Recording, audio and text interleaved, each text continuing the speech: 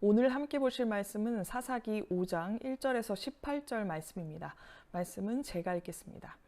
그날 드보라와 아비노함의 아들 바락이 이런 노래를 불렀다. 이스라엘의 영도자들은 앞장서서 이끌고 백성은 기꺼이 헌신하니 주님을 찬양하여라. 너희 왕들아 들어라. 너희 통치자들아 귀를 기울여라. 나 곧 내가 주님을 노래하련다. 주 이스라엘의 하나님을 찬양하련다. 주님께서 세일에서 나오실 때에, 주님께서 에돔 땅에서 출동하실 때에 땅은 흔들리고 하늘은 물을 쏟아내고 구름은 비를 쏟았습니다. 산들이 주님 앞에서 진동하였고 저 시내 산마저 주 이스라엘의 하나님 앞에서 진동하였습니다. 아나세 아들 삼갈 때에도 야엘 때에도 큰 길에는 발길이 끊어지고 길손들은 뒷길로 다녔다. 나 드보라가 일어나기까지, 이스라엘의 어머니인 내가 일어나기까지 이스라엘에서는 용사가 끊어졌다. 그들이 새 신들을 택하였을 때에 성문에 전쟁이 들이닥쳤는데 4만 명 이스라엘 군인 가운데 방패와 창을 가진 사람이 보였던가. 나의 마음이 이스라엘의 지휘관들에게 쏠렸다. 그들은 백성 가운데서 자원하여 나선 용사들이다. 너희는 주님을 찬양하여라. 흰나귀를 타고 다니는 사람들아, 양탄자를 깔고 사는 사람들아, 길을 걸어가는 행인들아, 사람들에게 전하여라. 물 깃는 이들 사이에서 들리는 소리, 활 쏘는 사람들의 요란한 저 소리, 거기서도 주님의 의로운 업적을 들어 말하여라. 이스라엘의 용사들의 의로운 업적을 들어 말하여라. 그때 주님의 백성이 성읍으로 들어가려고 성문께로 내려갔다. 일어나라, 일어나라, 드보라야, 일어나라. 일어나서 노래를 불러라. 일어나라 바라가, 포로들을 끌고 가거라. 아비노함의 아들아, 그때 살아남은 이들이 백성의 지도자들과 더불어 내려왔고 주님께서 나를 도우시려고 용사들 가운데 내려오셨다. 에브라임에게서는 아말렉의 뿌리를 내린 사람들이 내려오고 베냐민의 뒤를 이어서는 너희 백성이 내려오고 마길에서는 지휘관들이 내려오고 스불론에서는 쥐봉 잡은 이들이 내려왔다. 이사갈의 지도자들이 드보라와 합세하고 이사갈과 바락도 이에 합세하여 그의 뒤를 따라 골짜기로 달려갔다.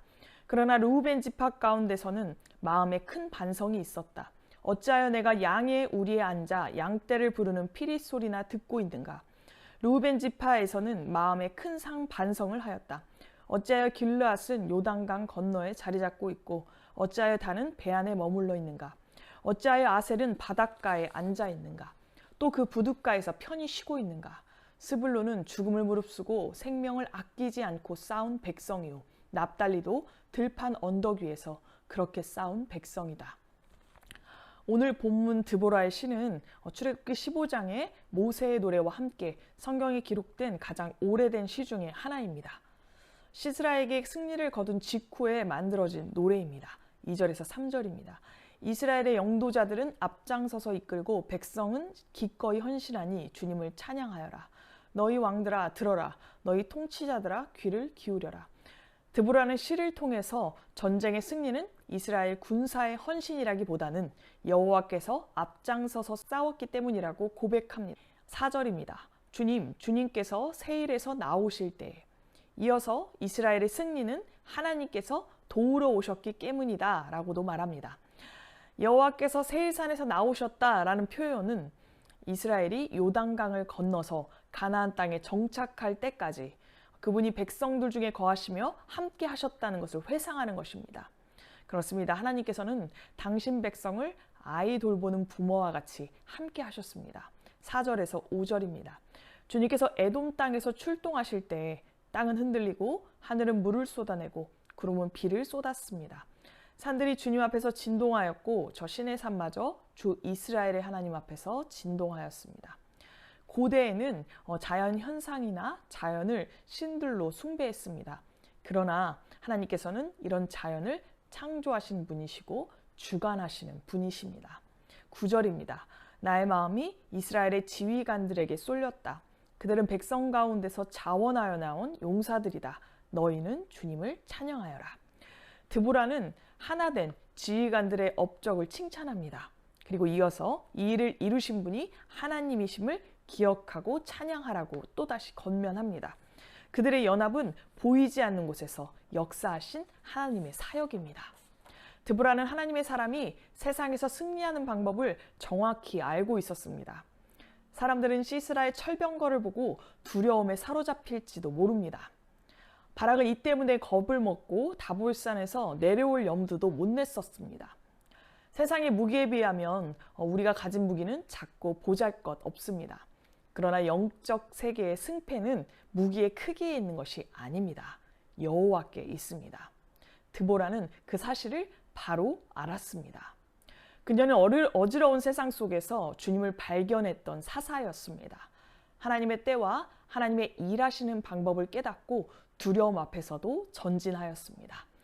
사랑하는 성도 여러분, 세상을 살다가 눈에 보이는 상황에 압도당해서 두려움에 사로잡힐 때가 있습니다. 그럴 때마다 세상의 주인이 누구신지 다시 한번 떠올려 보시기 바랍니다. 우리의 삶의 주관자 되시는 분은 하나님 한 분이십니다. 우리의 전쟁은 하나님께 속했습니다. 주저하지 마시고 그분의 다스림 안으로 들어가시기 바랍니다. 오늘도 주님 안에서 참 평안을 누리시는 저와 여러분 되시기를 간절히 소망합니다. 다 같이 기도하시겠습니다. 사랑의 하나님, 우리의 삶을 주관하시는 주님을 찬양합니다. 하나님의 뜻을 분별하여 가장 좋은 결정을 하고 승리하는 삶을 살고 싶습니다. 그러나 잘 안 됩니다. 모든 것이 불확실한 이 시대에 불안해하며 떨지 않게 하여 주시옵소서. 하나님과 함께하며 하나님의 관점으로 모든 상황을 바라보고 나아가는 자 되게 하여 주시옵소서. 예수님 이름으로 기도드립니다. 아멘. 적용과 제안입니다. 드보라와 같이 하나님의 특별한 인도하심, 보호하심, 능력과 축복과 승리를 경험하셨던 적 있으십니까? 아니면 경험하시길 원하십니까? 그렇다면 우리도 드보라처럼 하나님의 관점으로 생각하고 행동해야 합니다. 하나님과 동행하기 위해 우리가 가장 먼저 해야 할 일은 무엇일까요? 생각해 보시고 그 일을 행동으로 옮겨보는 하루 되시기를 간절히 축원합니다.